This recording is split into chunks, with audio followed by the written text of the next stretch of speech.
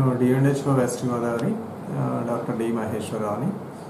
అంటే మన జిల్లాలో మరి ఈ మధ్యకాలంలో చూసుకుంటే మాకు ఎక్కువ కంప్లైంట్స్ ఈ ఆర్ఎంపీ డాక్టర్స్ దగ్గరికి ఈ పబ్లిక్ వెళ్ళడం, వాళ్ళ దగ్గర మరి అనవసరంగా వీళ్ళు ట్రీట్మెంట్ తీసుకొని ఫైనాన్షియల్గా కూడా లాస్ అవుతున్నారు.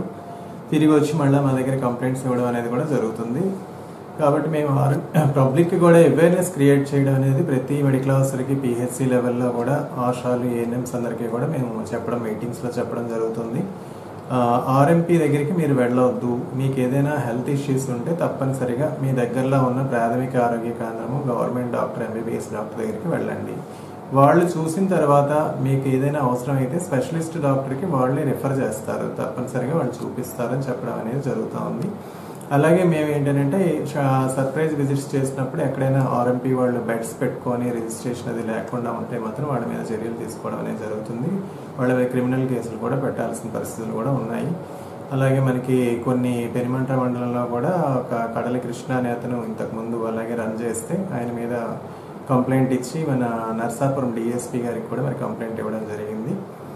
అలాగే కొన్ని చోట్ల మేము క్లోజ్ చేసాం కూడా ఆర్ఎంపీస్ మీద. అలాగే రీసెంట్గా కలవపూడిలో విలేజ్ అక్కడ కూడా ఏంటంటే ఒక ఆర్ఎంపీ వైద్యం చేస్తే వాళ్ళకి సెప్టిక్ అయ్యి చాలా వాళ్ళు ఇబ్బంది పడాల్సిన పరిస్థితులు వచ్చాయి.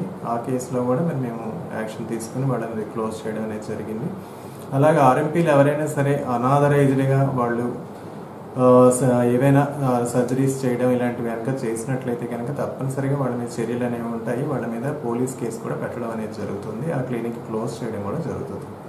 అది ప్రైవేట్ హాస్పిటల్లో కూడా ఏంటంటే తప్పనిసరిగా వాళ్ళు ఏంటంటే చార్ట్ అనేది పెట్టాలి.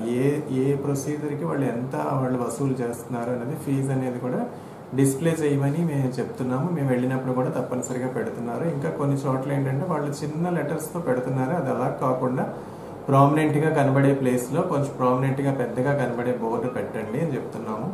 అలాంటి వాళ్ళు ఎవరైనా ఉంటే కూడా వాళ్ళ మీద కూడా మేము తప్పనిసరిగా చర్యలు తీసుకుంటాం. అలాగే బిల్ అనేది కూడా కొన్ని చోట్ల ఇవ్వట్లేదని చెప్తున్నారు. అలాగే వాళ్ళు తప్పనిసరిగా వాళ్ళు పేషెంట్కి బిల్ అనేది కూడా వాళ్ళు ఇవ్వాల్సిన బాధ్యత అయితే ఉంది వాళ్ళకి.